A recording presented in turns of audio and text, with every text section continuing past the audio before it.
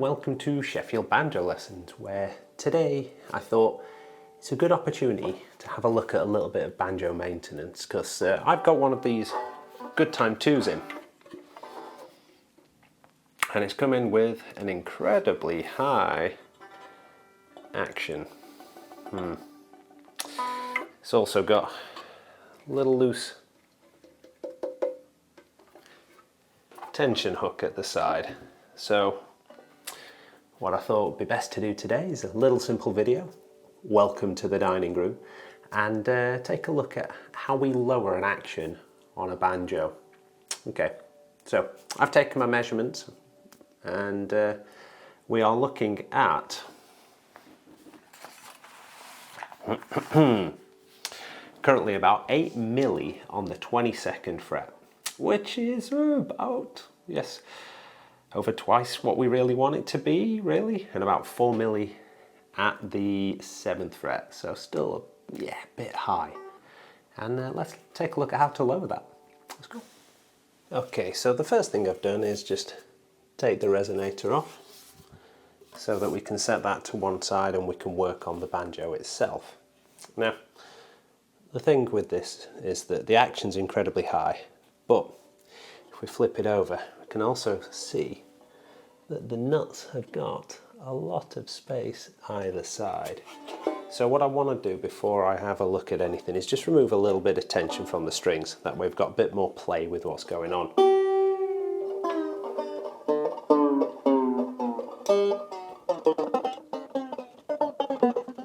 There we go. Now we get a little bit more chance to set what we want to up on here. Let's get rid of this for a moment. Put this guy upside down and take a look at what we've got. Well, see, we've got two very bizarrely used nuts here. So the first thing I'm going to want to do is just reset some of these tension hooks so they're the right way around. So let's just give it a little bit of a loosen. Yeah, there we go, it's on place now. Just clip back round, going to hold it in place and give it a little tighten up, and I'll check these afterwards, make sure they're all even. There's another one down here somewhere, this guy. So I'm going to loosen.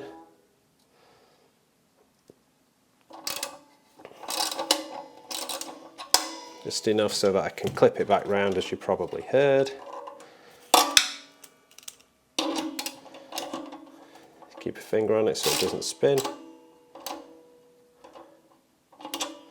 That should be that guy okay. So now it's just a check. Make sure it feels like it's all the same, even resistance against it.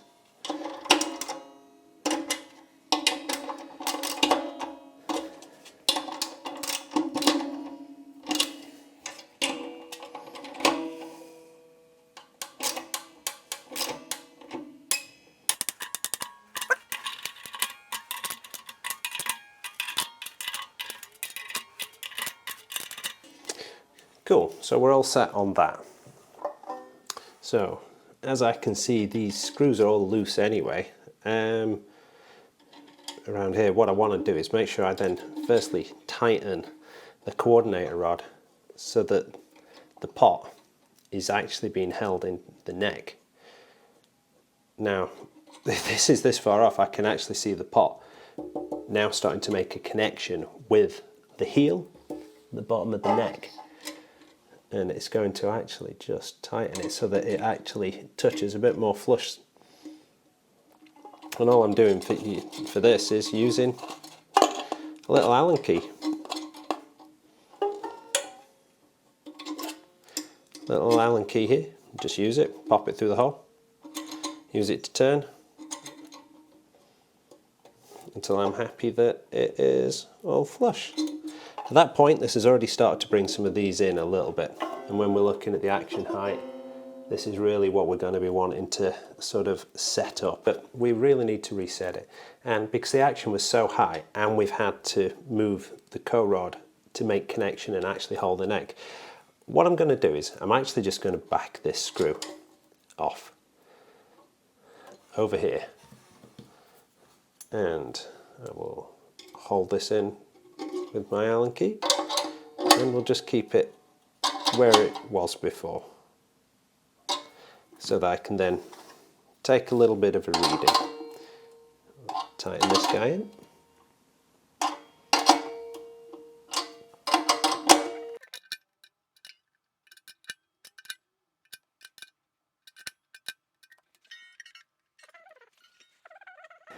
Cool, so as you saw, this was miles out and it's now not. So we can actually start thinking about adjusting the action. Now to do that, I need to bring the pot in slightly. You have to do this in really, really small increments. So what I'm going to do is use my little Allen key. I'm going to hold it in place. And I'm going to take my little screwdriver and I'm going to back the inside nut off a quarter turn. And then I'm going to tighten the outer nut that quarter turn. Right? And you want to go a small amount of times, because in essence what you're doing is you're squeezing the pot in.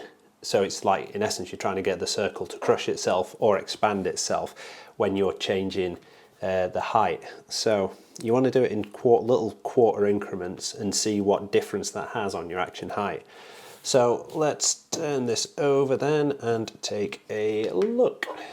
We're hoping it's going to be coming down just a little bit by bit. Do-do-do. Oh yeah, it's making a difference there. So we're starting to see that come in. So we'll hold it again. We'll do another quarter turn and another quarter turn.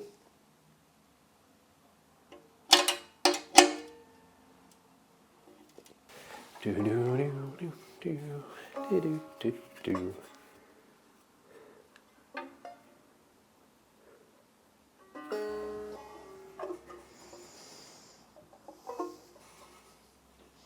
And just repeat as you need.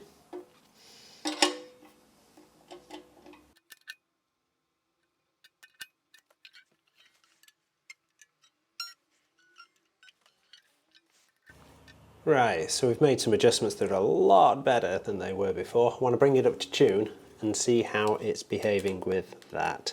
So wish me luck, because these strings are old.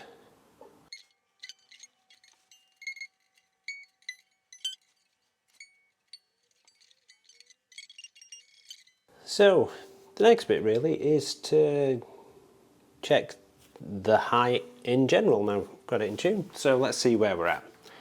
On the 7, at a quarter, we're in millis, about 3.5, which is I think exactly where we want to be on a good time realistically. And then down at the 22nd, just under a quarter, just under 5 milli, which is probably about right for an early picker. Sweet! Gives a lot of space then for the strings to reverberate for any heavy picking before you settle the patterns down. So I guess it's now time to do the intonation check. So let's, is it in tune at the 12th and open?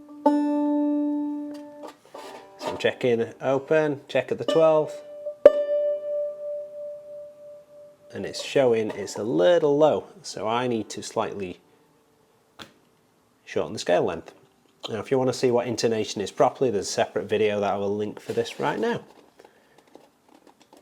Just give it a little wiggle forward.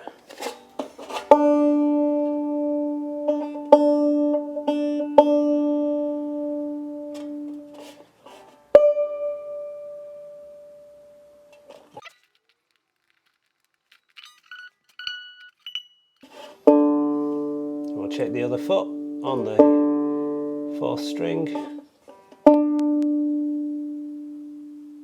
It's showing a bit high, so we just need to get a bit of an angle on that then.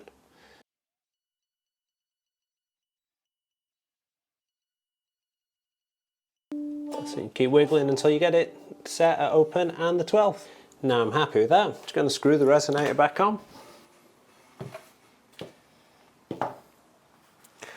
Make sure you line up the neck nicely so that everything fits in correctly.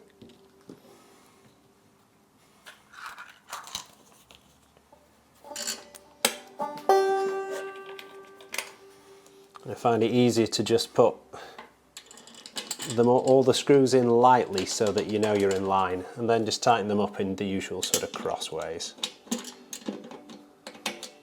That way you know you've not got any slips.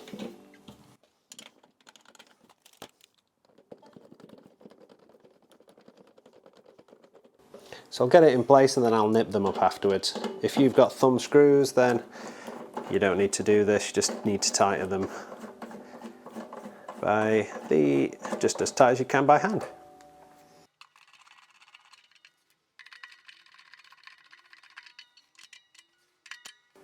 Don't want to go too tight on these, just tight enough to hold and not have any loose vibrations. So that's the hooks reset. Tension's good. We've tightened the neck. We've tightened the co-rod into the neck because that was loose. We've brought the tailpiece in, and then we spent our time just lowering that action just so it's in line with what's on the Deering's website for what they wish for Goodtime too. And giving it a tune, and we've set the intonation. So I think that we're pretty good to go on this guy now, aren't we? See how it sounds.